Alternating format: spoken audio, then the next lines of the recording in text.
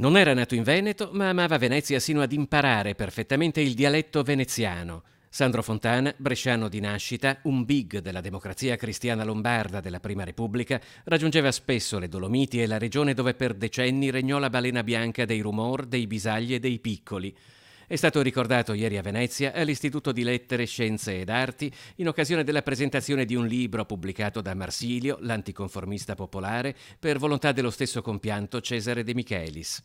Da assessore alla cultura fino a ministro della ricerca scientifica nel governo Amato, aveva rinunciato al doppio incarico dimettendosi da deputato ai tempi di Mani Pulite, quando l'immunità parlamentare avrebbe fatto comodo a tutti.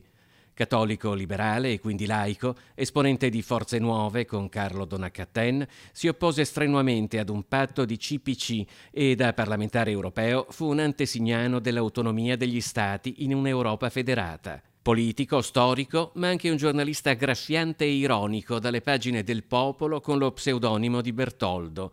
Ne sono state ricordate la passione nella difesa degli interessi del popolo, la coerenza e l'ispirazione cristiana che guidò uomini come Sturzo, De Gasperi e Moro. Un intellettuale, un uomo di cultura, un politico molto diverso dalla politica degli annunci, degli insulti e dell'incompetenza.